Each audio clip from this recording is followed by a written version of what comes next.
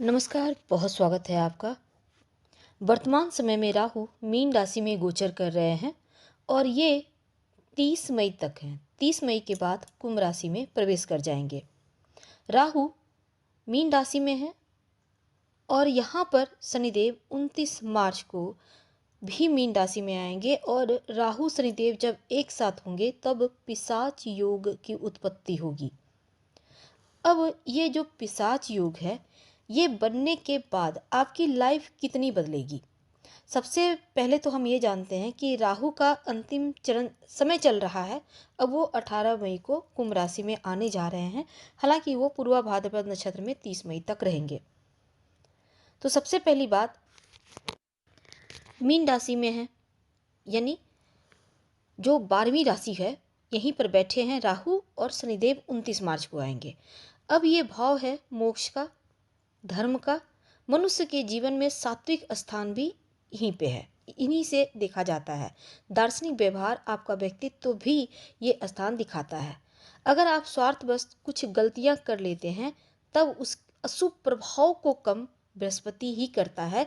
अब देखिए, राहु पूर्वा भाद्रपद नक्षत्र यानी बृहस्पति के नक्षत्र में प्रवेश 16 मार्च को किए हैं और यहाँ पर वो 30 मई तक रहेंगे। लेकिन जब शनिदेव 29 मार्च को राहु के साथ आ जाएंगे तब पिशाच योग बनेगा। अब ये पिशाच योग जो है, लॉटरी, जुआ, सट्टा, शेयर मार्केट में अगर आप पैसा लगा रहे हैं, अगर आप फिल्म, मीडिया या किसी नशे के कारोबार से जुड़े हैं, दवाइयों के कारोबार से जुड़े हैं या फिर टेक्नोलॉजीज के क्षेत्र से जुड़े हैं, तब ऐसी स्थिति में आपको लाभ होने की संभावना दिखेगा या बन जाएगा। राहु स्वयं की इच्छाओं को तो बढ़ाता है और इच्छा को भड़काता भी है, आपको उन चीज़ों को प्राप्त करने की तरफ ले जाता है। और प्रशासनिक क्षेत्र से जुड़े हुए जो लोग हैं, राजनीतिक क्षेत्र से जुड़े हैं, उनके लिए भी ये योग बहुत महत्वपूर्ण हो जाता है। तो इसमें सबसे बड़ी बात होगी कि राहु का जो अशुभ प्रभाव है वो कम होगा, क्योंकि वो देवगुरु बृहस्पति के नक्षत्र में आ गए हैं और राहु खुद देवगुरु बृहस्पति की राशि में भी बैठे हैं। इसलिए अब अशुभ प्रभाव कम होकर शुभ प्रभाव आपको देंगे। दुखों की मुक्ति का ये वक्त कह सकते हैं। इसलिए पिशाच योग बन के भी ये योग भंग होता नजर आएगा, यानी उनका नकारात्मक प्रभाव थोड़ा कम पड़ेगा। तो तुला राशि वालों, शनिदेव राहु का पिशाच योग आपकी लाइफ में 50-50 अच्छा और बुरा प्रभाव डालेगा। देखिए, सबसे पहले तो ये जो 29 मार्च से 18 मई तक का वक्त है, आपके लिए एकदम से बहुत सारी बदलाव होंगे। हालांकि स्वास्थ्य में सुधार होगा और अगर पार्टनरशिप में कोई काम करते हैं तो आपको यहाँ फ़ायदा होगा। अगर कर्ज में फंसे थे तो कर्ज से बाहर निकलने के योग बनेंगे, पैसा कमाएंगे भी, बचेगा भी और कर्ज मुक्ति के भी योग बनेंगे। अगर आप सेविंग करना यहाँ से शुरू कर दें तो आगे चलकर आपके लिए बहुत बढ़िया रहेगा। ससुराल पक्ष या कोई पैतृक संपत्ति को लेकर विवाद था, उसमें सुधार होगा।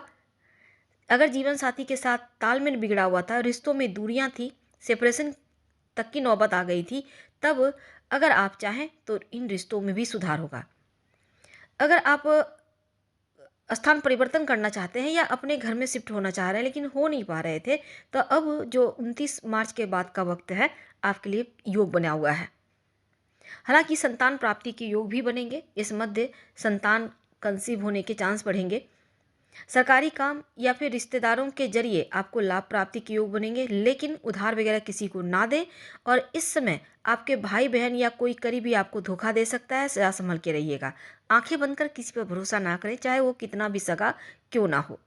अगर आप विदेश जाना चाह रहे थे, आप जा नहीं पा रहे थे लाख प्रयास के बाद, तो अब विदेश जाने की प्रबल संभावना बनेगी। गलत जगह पैसा इन्वेस्ट कर दिया था तो वो आपका रिकवर हो जाएगा, पैसा मिल जाएगा। थोड़ा सा पेट और यूरिन की समस्या परेशान कर सकती है, अपना ख्याल रखें। आंखों का भी ध्यान रखिएगा तो अनुकूल रहेगा। अगर आप जॉब के लिए प्रयास कर रहे हैं तो जॉब प्राप्ति के योग बनेंगे। पिता से भी लाभ होने के योग बनेंगे। अगर आपको शेयर मार्केट, लॉटरी, जुआ, सट्टा में नुकसान हो गया है तो एक बार फिर से यहाँ पर सफलता या फिर धन प्राप्ति के योग हैं। शिव जी की आराधना